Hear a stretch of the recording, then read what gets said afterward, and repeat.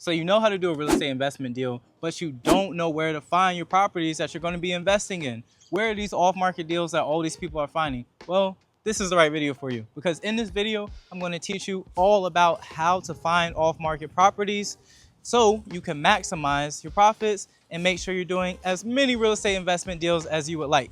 My name is Chris A. Williams. I'm an owner, investor, and entrepreneur, and I'm also a licensed agent. So in this video, I'm going to teach you all about how you can utilize your MLS as a licensed agent to do these, or even if you're not a licensed agent, how you can still find plenty of off-market deals so you can do as many deals as possible. So one very easy thing that you can do that costs no money at all is walk in your neighborhood, or if you don't have houses that need to be worked on in your neighborhood, walk in any neighborhood. So walking through this neighborhood, I actually see a house right here that could be a potential real estate investment deal. And how I know that it's a house, because we've got this sign on the door right here. This is what we love to see. Now, if I was a homeowner, I wouldn't want to see this. But as an investor, I love to see is right here, a no trespassing sign and a notice of winterization. So that means this property is currently vacant, it's inhabitable. So this is a perfect real estate investment deal for myself as an investor.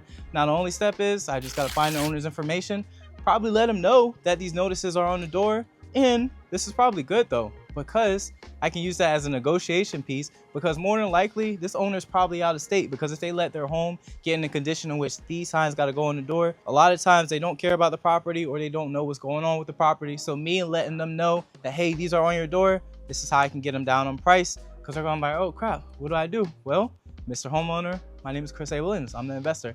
I've got a solution for you. Now, I am a licensed agent, but you don't have to be a licensed agent just to get access to the MLS. It's easier though when you're a licensed agent. So if you are unlicensed, you're just an investor yourself, utilize the MLS to be able to find houses. What you would do is you would partner up with the agent that can give you MLS access. And that's why I say the importance of partnering with others on a deal, because they can make up where you're missing out on. So I'm currently on the MLS and I have a mobile hotspot, so I can be on the go at any time. You know, we just saw this property right here. Now, if I wanted to skip trace to find details about it, I can do it right here, and I can find additional information about it on the MLS. So we talked about that. Now it's time to actually utilize the MLS to find deals for yourself. All right, so in the MLS, everybody's MLS is different, but this is how mine looks. So what I'm gonna do is I'm gonna enter my parameters. So I'm looking for active homes, so ones that are currently on the market. I'm not gonna go to any pending or sold. Now, if I wanted to go to comps, then yes, I would click on pending and sold, because I'm trying to comp my property out, but that's a different video for a different day.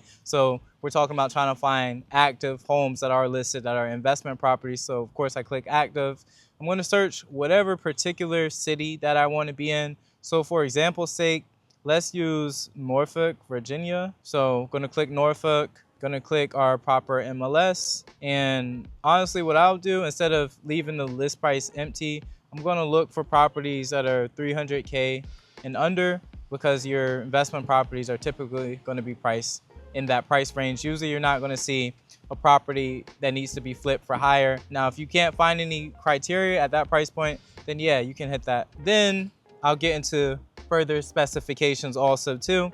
So you can leave it broad, or you can get into certain specifications. So for me in particular, I am usually looking for 3 bedrooms, 2 bathrooms for investment properties. But for just example's sake, I'm gonna leave that empty out for right now. I usually like to look at homes, standalone homes, detached homes. So I'm not looking for condos and things like that. So to do that, what I would do is I would click simple. I'm also going to click residential type detached, which means detached homes and not townhouses. If I wanted townhouses, I could click attached, or I could click both of them to get both. Now, what I also want to do is I want to click contingencies, make sure that no contingencies are selected, to make sure that I am the one that has, you know, the first right on the property.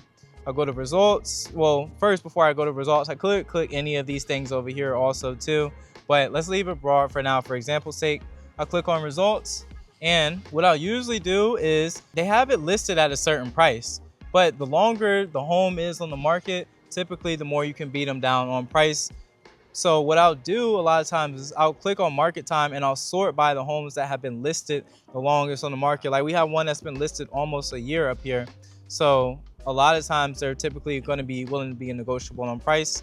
So I'll click the listing, look at an overview of it. I'll read the agent remarks and also read some of the public remarks to kind of get some more overview on the home.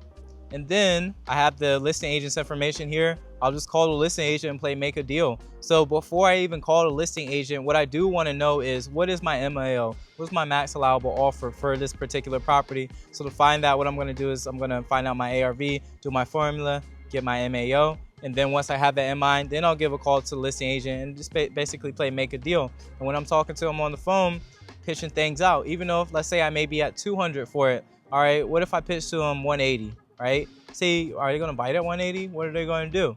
If they're willing to bite at it, all right, cool, let's do it. Versus if they're not, then I already know off the top of my head I'm not moving past 200, and we'll go from there.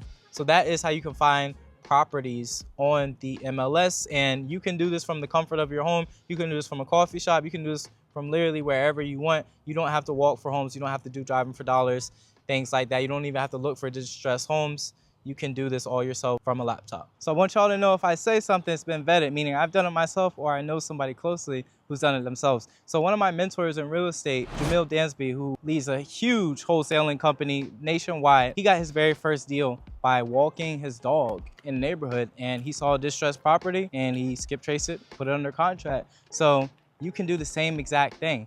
Whether you're walking your dog, whether you're riding a bike, all you gotta do is just go around neighborhoods looking for these properties that look distressed. So another thing that you wanna look for real estate investment deals is distressed properties. And we talked about the signs on the doors, but also other things like, we see this overgrown grass, we see all this mess going on. We see these things like the siding coming off the house, messed up roof.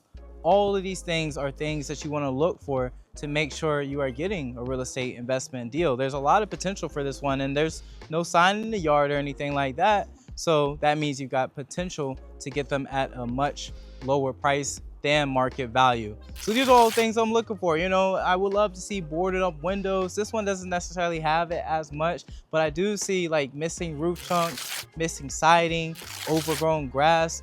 We're hitting all our check boxes because this home needs something done to it. It's not just gonna stay like this forever, because this owner, even though they're not here, nobody's here right now, it looks like, they still have to pay property taxes just on owning the real estate. So that's where I come in, letting the owner like, hey, I can take this mess off your hands. So to recap, finding off-market deals, what you wanna look at is houses that you would not want to live in at its current condition. That makes the best real estate deal for you. So you know how to do deals, you know how to find properties. Now the next step is you gotta get it under contract. And to do that, all you have to do is click the description, click the link, and you get your one-step, one-page contract that you can use to lock up real estate deals and get not just one, but as many real estate deals under contract and close and put all the money in your pockets. If you want to get more information on real estate investing, watch my other videos.